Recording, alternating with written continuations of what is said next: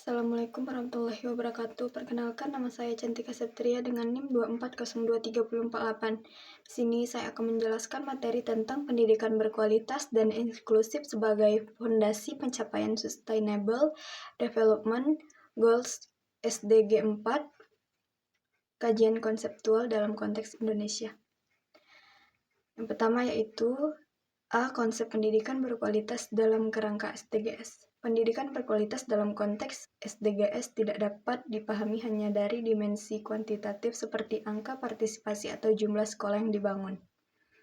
United Nations tahun 2015 menegaskan bahwa SDG 4 menuntut pendidikan sekaligus inklusif, berkesetaraan dan relevan untuk kehidupan abad ke-21, sebuah konsep yang jauh lebih kompleks dibandingkan paradigma akses semata yang mendominasi era MDGs.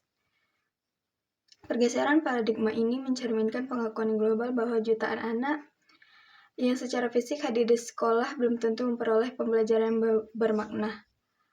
World Bank tahun 2018. Hoppers tahun 2020 menyebut kondisi ini sebagai paradoks kuantitas-kualitas yang menjadi salah satu tantangan paling mendasar dalam implementasi SDG 4 secara global. Yang kedua yaitu B. SDG 4 sebagai enabling goal itu keterkaitan dengan tujuan SDGs lainnya. Salah satu argumen paling kuat mengenai sentralitas SDG 4 dalam Agenda 2030 adalah posisinya sebagai enabling goal, tujuan yang secara struktural memungkinkan dan mempercepat pencapaian tujuan-tujuan lainnya. SETS tahun 2015 menempatkan pendidikan sebagai investasi paling fundamental dalam pembangunan manusia dengan alasan bahwa peningkatan kapasitas kognitif dan non-kognitif individu memiliki dampak multiplier terhadap hampir seluruh aspek kehidupan sosial, ekonomi, dan lingkungan. Paradan et al. Tahun 2017 menganalisis interaksi antara 17 tujuan SDGs secara sistematis dan menemukan bahwa SDGs 4 memiliki jumlah interaksi sinergis terbanyak terutama dengan SDG 1, 3, 5, 8, dan 10. Ketiga yaitu C. Tantangan implementasi SDG 4 di Indonesia. Meskipun Indonesia telah mencatat kemajuan dalam perluasan akses pendidikan, tantangan dalam dimensi kualitas, relevansi, dan kesetaraan masih sangat besar. Bappenas tahun 2020 mengidentifikasi 4 kluster tantangan utama yaitu kesenjangan kualitas antar wilayah, krisis kompetensi guru, relevansi kurikulum yang rendah, serta kesenjangan digital. Keempat kluster ini bersifat saling memperkuat dan tidak dapat diatasi secara parsial. Nuh tahun 2014 menekankan bahwa kebijakan pendidikan nasional harus mampu mengintegrasikan dimensi pemerataan dan peningkatan mutu secara bersamaan, sebuah tantangan yang hingga kini belum terpecahkan secara optimal. Yang keempat, peran perguruan tinggi dalam mewujudkan SDG 4 dan Agenda 2030.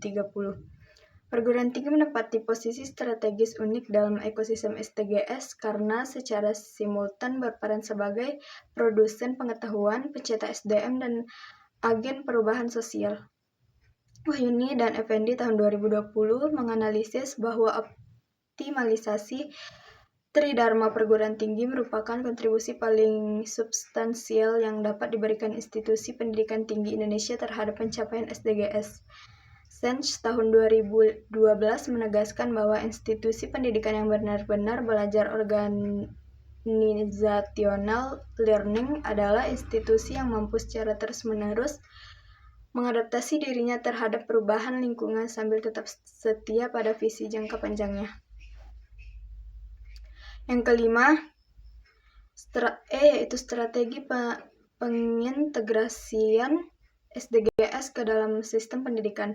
Berdasarkan analisis terhadap berbagai sumber ilmiah di atas, dapat dirumuskan 4 strategi konseptual utama. Yang pertama, reformasi kurikulum yang berorientasi kompetensi abad ke-21 dan nilai berkelanjutan.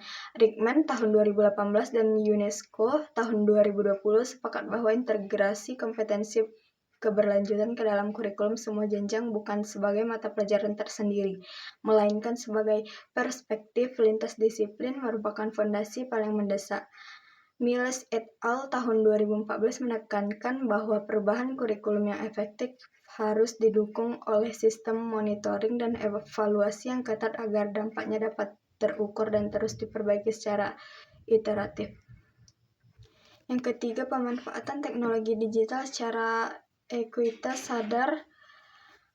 Mukherjee dan Ghosh tahun 2021 menekankan bahwa transformasi digital dalam pendidikan hanya akan memperlebar kesenjangan jika tidak disertai investasi simultan dalam infrastruktur digital di daerah tertinggal. Pertiwi dan Hartono tahun 2022 merekomendasikan pendekatan teknologi tepat guna yang mempertimbangkan konteks lokal, bukan sekedar mengadopsi solusi teknologi global yang tidak sesuai realitas sebagian besar sekolah Indonesia. Andriani dan Kusuma tahun 2020 menambahkan bahwa pemanfaatan teknologi harus selalu dilandasi oleh tujuan pedagogis yang jelas, bukan sekedar modernisasi tampilan tanpa substansi. Keempat, penguatan sistem monitoring dan evaluasi berbasis data. Alarcon, Dias, dan Flores Canto tahun 2022 menunjukkan bahwa lemahnya sistem pengumpulan dan analisis data pendidikan merupakan kelemahan utama implementasi SDG 4 di banyak negara berkembang. Fukuda tahun 2016 menekankan bahwa data yang valid dan terpilah berdasarkan jenis kelamin, wilayah, status sosial ekonomi, dan kondisi disabilitas merupakan prasyarat teknis yang tidak bisa diabaikan. Secara keseluruhan, sintesis berbagai perspektif ini menunjukkan bahwa pencapaian SDG 4 di Indonesia membutuhkan pendekatan holistik, sistemik, dan adaptif yang mengintegrasikan dimensi akses, kualitas, relevansi, dan kesetaraan secara simultan. Buaren 2019, Search 2015. Kesimpulan, pendidikan berkualitas dan inklusif atau SDG 4 merupakan kunci utama keberhasilan tujuan pembangunan berkelanjutan lainnya karena meningkatkan kualitas sumber daya manusia. Di Indonesia, implementasinya masih menghadapi berbagai tantangan seperti kesenjangan pendidikan, kompetensi guru, relevansi kurikulum, dan kesenjangan digital. Perguruan tinggi memiliki peran penting dalam mendukung pencapaian SDGs melalui pendidikan, penelitian, dan pengabdian kepada masyarakat. Oleh karena itu, pendidikan perlu dipahami sebagai proses transformasi yang membentuk individu berpengetahuan, berkarakter, dan mampu berkontribusi pada pembangunan berkelanjutan.